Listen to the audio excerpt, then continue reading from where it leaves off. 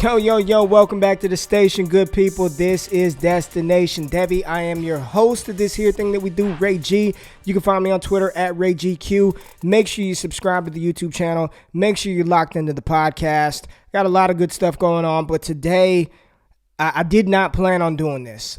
I didn't plan on doing this, but I think we have to. It's time to really sound the alarm for Indianapolis Colts rookie running back Jonathan Taylor here in 2020. And we are at DEFCON 5.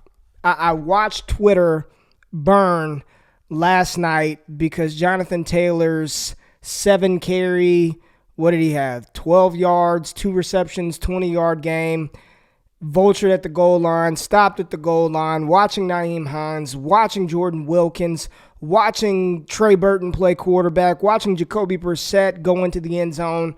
What the hell is going on in Indianapolis? What does all of this mean for JT? What does that mean for us in fantasy, who we were drafting him in not just rookie drafts? We know he was going high in rookie drafts. We were drafting this dude high in dynasty startup drafts. I mean, over some proven players. I mean, it wasn't even a question. People wanted JT over Derrick Henry, JT over, hell, Miles Sanders in some cases, or Josh Jacobs, or what now? Where do we go from here? What happens? Why is this happening? Why is this player who ran a 4.39, who had a 99th percentile speed score, a 71st percentile burst score, at 5'10", 226 pounds with a 93rd percentile college dominator rating? Why is this happening? Like, what is going on? What do we make of this situation? Why is Nyheim Hines, in his, what year is this? Year 3, year 4 for Hines? Why is this 5'8", 198-pound running back relegating Jonathan Taylor, this generational talent, to the bench? What is going on? Well, I engaged in a little bit of conversation last night, and a lot of it I fade the noise. I avoid that foolishness, right? If you want to talk about my thoughts and perspectives, then cool, but we ain't diving into the BS. So a lot of people, the narrative is just get him more work, get him involved, get him going, give him a couple of series. I agree. I do believe that the running back position is a rhythm position, right? And like it or not, the Colts are a playoff team. They're 6-3 now. Phillip Rivers, I think they need a new quarterback, but he's not playing horribly. Like, he's not playing. I would have rather had Phillip Rivers over Ryan Tannehill last night. Phillip Rivers isn't losing them games. They are a playoff contending team in a bad AFC South division with the Texans, the Jags, the Titans. Like, that was their competition in the AFC South. So that was an important game for the Colts last night, and they chose not to feature Jonathan Taylor. They came out of the gates getting him the ball earlier. He caught a pass, picked up 11 yards on the first play of the game, and then, stuffed a couple of times. They work in Hines, they work in Wilkins. What is going on? Why isn't he thriving? Okay? And I just want to take it back.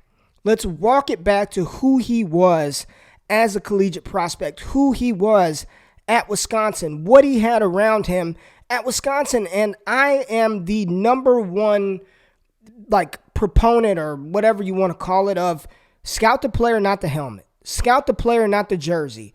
The things that happened in the past don't have any bearing on what is currently happening. We've seen that with Baylor wide receivers. We can talk about USC quarterbacks or USC wide receivers. And in this case, we can talk about Wisconsin running backs. And I'm talking Ron Dayne, and before Ron Dayne, before Melvin Gordon and James White. We've got examples of Wisconsin running backs thriving inside the Big Ten and not performing as well as we probably thought they should coming out of college based on their collegiate profile. Jonathan Taylor, 3 straight collegiate years, seasons of 2,000 scrimmage yards and above. Like, legitimately one of the greatest college football running backs of all time. This is not my opinion. This is data. This is stats. This is people in the community. One of the greatest college football running backs of all time gets drafted to this Colts team with significant draft capital. He was a second-round pick, albeit the third running back off of the board. And this freak athlete, why is he not succeeding? Well, the Colts offensive line is not as good as it was last year, all right? Their offensive receiving weapons, T.Y. Hilton isn't the same player. The tight end position, they don't really have anybody stretching the seams like an Eric Ebron was able to do. I'm making a lot of excuses here, but I'm trying to paint the picture. So if the offensive line isn't doing as well, if the receiving weapons have gone down a little bit, and Michael Pittman Jr. looked fantastic last night, that doesn't make it easier for the running back to succeed. I want to start by saying, let me get this out of the way now. I am still a believer of the talent of Jonathan Taylor. I'm a believer in his talent. I'm a believer that things will turn around for JT, that he is not a colossal bust, that he is not Trent Richardson, that he is not a wasted pick. But that's the optimistic side of me. That is the optimism shining through. That is what I believe. I still have him ranked pretty high in my cornerstone rankings as a top 20 player over the past 3 draft classes. But we can't ignore the fact that vision, and Jordan Reed, somebody that I respect tremendously on Twitter, draft analyst for the Draft Network. I mean, fantastic. Former college football player himself. Really, my vision aligns with his a ton when it comes to these players and things that matter. Vision matters at running back. It matters. You have to be able to see it, feel it, hit it, and it has to happen instantaneously. Plays happen. I only played at the collegiate level, Division II at that. And the speed from high school to D2 football was a huge gap. Like, it took me a while to acclimate. That's why I had to redshirt as a freshman to get acclimated. So I can only imagine the speed from, even though it's a Power 5 school, the speed from the collegiate game to the NFL level. And when you don't have an offensive line that was as effective as the line that you just came from over the past 3 years, you will struggle. And to add to these struggles, there was nothing normal about his preseason process. There was nothing normal about the offseason. He didn't have time to develop this continuity with his offensive line. This was supposed to be, I guess, a 3-headed monster with Marlon Mack, Nyheim Hines, and Jonathan Taylor. So Marlon Mack throughout the entire training camp is taking majority of the first team reps. They're working Taylor in, of course, but Hines is still taking reps. So he's getting a third of what he probably could have seen had he been the guy coming into the season. So no time to develop the continuity with the offensive line. The offensive line has been banged up. They're not playing as well as they did last year. And you've got a running back who in college, if we look at their offensive line stats at Wisconsin during his 3-year career, all right? So according to FootballOutsiders.com, great stats for collegiate offensive linemen. In 2017, the adjusted line yards for Wisconsin per carry, 18th in college football. Standard down line yards. What this means is these are the raw, unadjusted per carry line yardage for a team on standard down. So first down, second down, and 7 or fewer, third and 4 or fewer, fourth and 4 or fewer. So your standard line down yards. What is that offensive line creating? 24th in college football. And then the stuff rate, which is really important to me. It's the percentage of carries by a running back that are stopped before or at the line of scrimmage. So, how often is that defensive line getting penetration and stopping you as soon as you get the ball? 30th in college football. So still, when you're talking about 130 Division I teams, they're still top 30 offensive line, and probably if we average all this out, a top 25 offensive line as his true freshman season unfolded.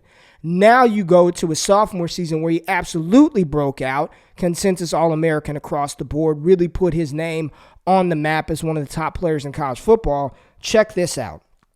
Line yards per carry. Line yards per carry, okay? This one is the line gets credit for rushing yards between 0 and 3 yards, 50% credit for 4 and 8 yards, runs between 4 and 8 yards, and anything over 8 yards is qualified as a highlight opportunity, and the credit goes to the runner, okay? So What is the offensive line doing opposed to what the running back is doing? Standard line yards per carry in 2018 for Jonathan Taylor, 3.36, first in college football. Standard down line yards, 3.41, first in college football. Stuff rate.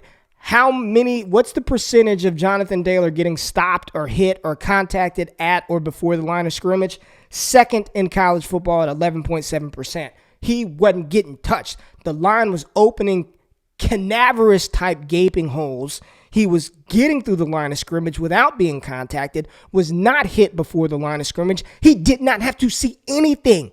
There was no vision required. Left guard, left tackle, they open up a wide ass old hole, run through it, Jonathan Taylor, and you are a supreme athlete, a blazer in the 100-meter dash in high school. You run a 4.39 and you're 230 pounds. Run fast and do your thing in the open field. Fantastic. I mean, the best offensive line in college football in 2018. In 2019, they took a little bit of a dip. They dropped from first in line yards per carry to 15th in college football. They dropped down from first in their standard down line yards to 7th in college football. And they took a little bit of dip on the stuff carry rate from second in college football to 9th in college football. So even in his final season at Wisconsin, they were top 10 across the board in run blocking, offensive line, advanced analytics. He did not have to read blocks in college. He did not have to do that. And you may not want to hear that. You may not want to accept that, but that is the reality of Jonathan Taylor. He did not have to do those things. So what does that mean for his struggles now? Well, lack of preseason, lack of working with the offensive line. And then when you have a diminished offensive line, you've got to make some shit shake. Like, you've got to be able to do that on your own. And right now, he has not done that. And I know a lot of people were, Nyheim Hines is not facing nearly the stacked front box that Jonathan Taylor is facing.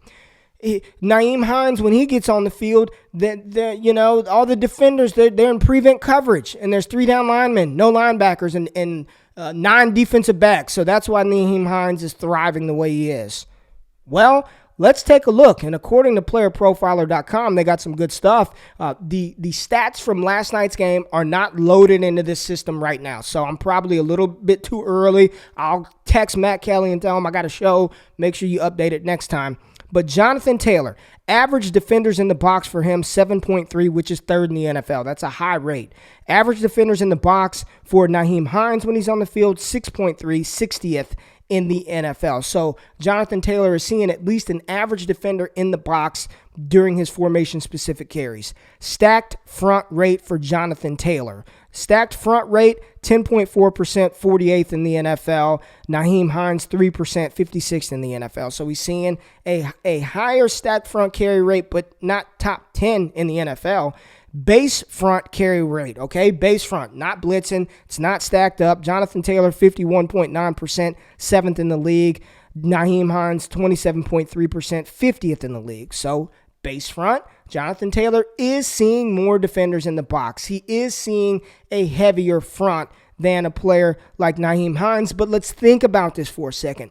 Why is that probably the case? Well, on first and second down, when Jonathan Taylor's in there, which I believe is the reason why they threw him the ball early, the defense knows he's going to run the ball. There's no difference between that and Ronald Jones being in the backfield, that and a Derrick Henry being in the backfield. You want to pull up Derrick Henry's stacked front carry rate, and let's take a look at Jonathan Taylor versus Derrick Henry.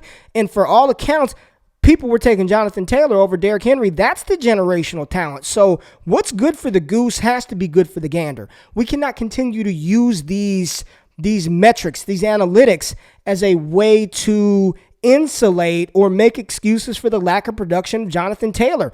Joe Mixon's offensive line was absolute shit last year, but he was able to thrive despite those disadvantaged situations that he was facing. It's time to stop making excuses for JT. I still believe that Jonathan Taylor is a very, very talented running back. Listen, Ronald Jones in his rookie season rushed for 44 yards.